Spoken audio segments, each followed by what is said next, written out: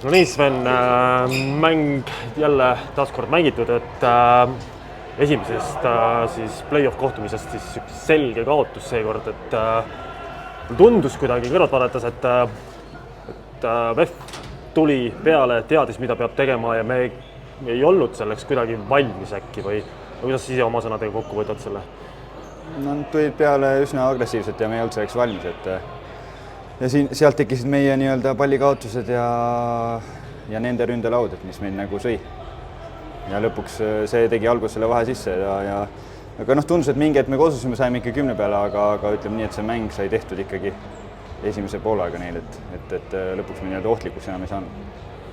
Nojah, just nimelt, et pausilt tulles saite ainult pisut paremini käima, aga tagaroll ikkagi selgelt jätkus, et millega vastane teid täna läbi hammustas, et nii selge jõudude vahekord mängu lõpuni püsis? Oskad sa? Ma arvan, et see oligi see agressiivsus, mis need alguses olid, et hiljem me suutsime juba nii-öelda vastata sellele, aga vähe oli juba piisavalt suur ja nad ei ole nagu kehva klassiga võistkond, et sinna auku see kahjuks täna läks. No ega midagi, ega siis korduskohtumine juba teisipäeval oma kodusaalis. Kuidas sa tunned, et millised korrektuurid tuleb teha, et siis oma kodusaalis mäng jooksma saada ja äkki võtta see võit ka ära ikkagi?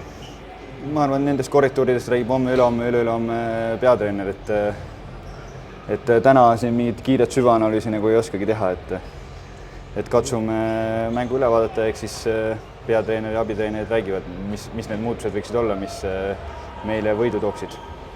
Fännidele võib-olla ka mingi sõnum siin kodumängu eel, et ma loodan, et saal tuleb puu püsti täis, et oli rõõm näha, et täna oli siin ikkagi hulk Eesti või Rapla fänne ja ma loodan, et ikkagi teisipäeval läheb see saal nagu puu püsti täis, et seda on meil tõeliselt vaja, et nii-öelda 6 mees meid toetaks. Selge, aga suur tänu sulle, Sven, ja hakkame siis kodupoole sõitma.